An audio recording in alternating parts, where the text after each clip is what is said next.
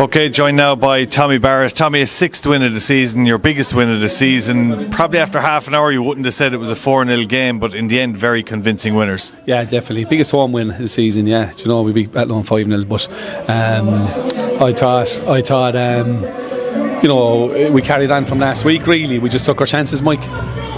Take us through the goals. I mean, the first goal is always important, but it came at the right time, didn't it?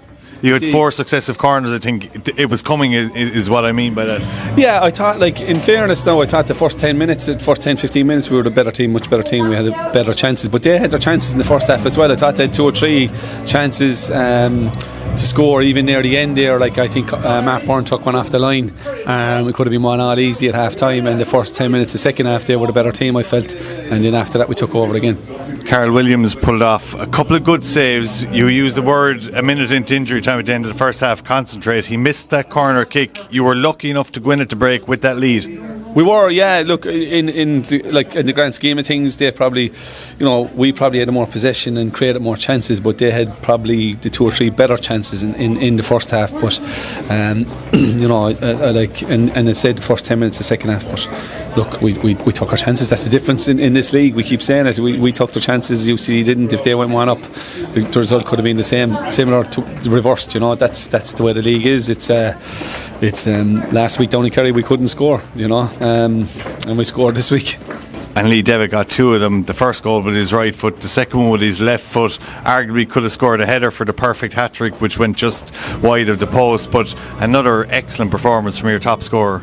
Yeah, he was solid again, Lee. You know, the energy he gives us, and he's good up around those forward positions, and he always gets a chance. He flashed one wide as well with his left foot, and it was his right foot, was it, early in the first half. So yeah, look, we know he can score, and he should have a few more. You know, he didn't score in a while, so I'm happy for him.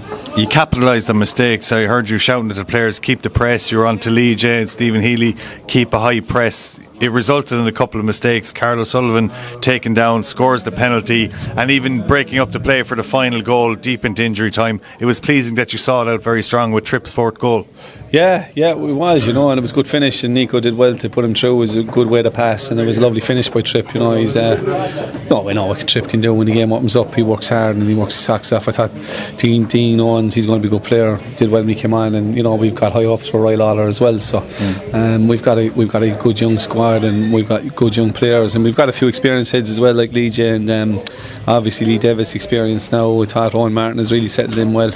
You know, Ben Lynch is a top class fullback in fairness, and Evan O'Connor is his usual solid self. So look, we have players who are experienced with a good mix, you know. And you're mentioning a lot of players there, Tommy. It's chopped and changed throughout the season. No Corey Chambers tonight, no Yo-Yo Mad even in the squad.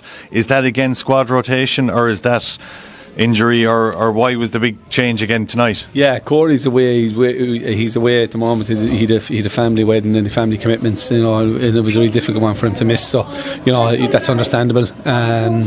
Yo-Yo was away on a working trip for 10 days, and he came back training yesterday. So, look, as tempted as you would to be put him in, it's very difficult to leave someone else out who's been training for 2 weeks and doing well.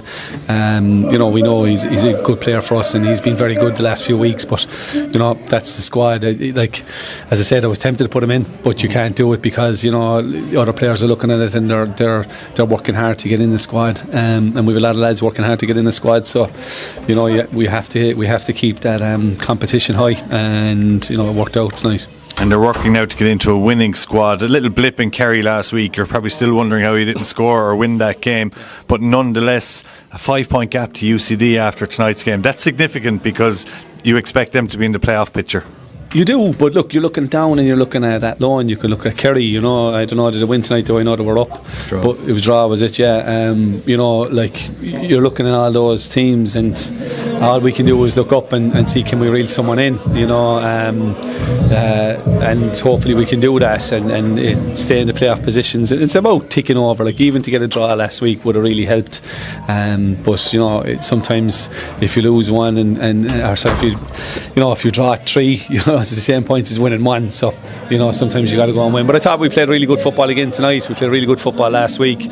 We look fit. You know, we look very fit there tonight. We looked very fit last week. Like, Kerry were were dead on their feet for a finish. And look, I know they'll say that they should have won that game, but anyone that's being reasonable, we missed hitters, Mike. We missed open goals, and we can't do that. We worked on it all week, and the lads rectified it tonight. That's all we can ask for. Said on the radio this morning you'd probably settle for 4 points out of 6 at the 2 home games, but you're aiming for 6 out of 6 now. Longford, you owe them one, don't you? Since earlier in the season they caught you late. You hope now, if you get a run going into the mid-season break, it's the right time to get a good positive run going again. Yeah, look, we'll be going for 3 points obviously next week, and and down in Cove as well. We're capable of beating anyone, but anyone's capable of beating us as well, Mike. You know that, you see that. Disappointed to lose 6 games. That's not like us. Like, even if 3 of them were draws, you're happy enough, and we're losing. The games we lost were poor performances.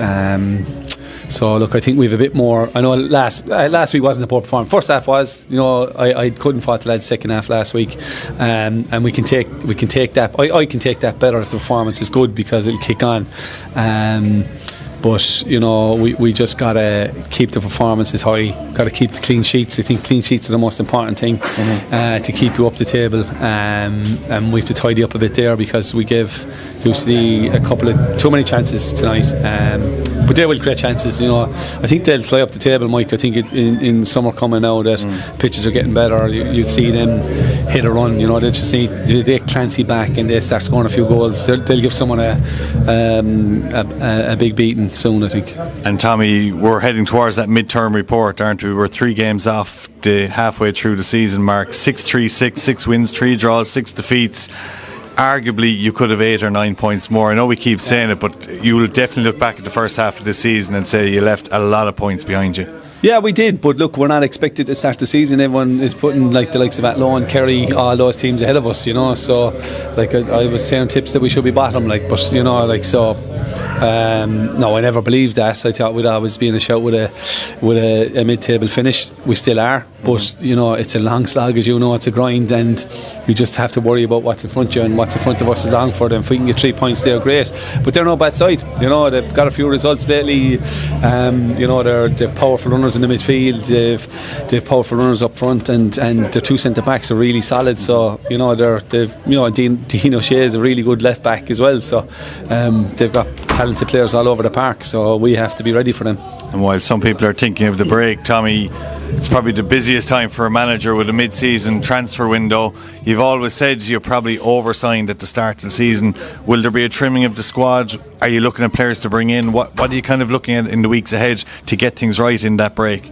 Yeah, look, it's a difficult one. I've got a lot of really good players, good lads. There's a lot of young lads in there that are learning the trade. There's, as we said, there's a few not so young. But you're always looking for more goals, and you're always looking for better than what you have, and that's the lads know that. Players know that you want to add to the squad. And previous years I didn't sign enough. I thought I signed plenty, but we ended up having 10 injuries. We just have no injuries. That's a testament to the lads with the train, the strength and conditionings, the likes of that. We seem to have got it right this year, and the one year we got it right, I signed a lot of more players. But yeah, so it's look, we'll see what pops up. If better comes, Mike, you're always going to try to take someone who's experienced in certain positions, but they're hard to get, they're hard to come by, they're hard to pay for.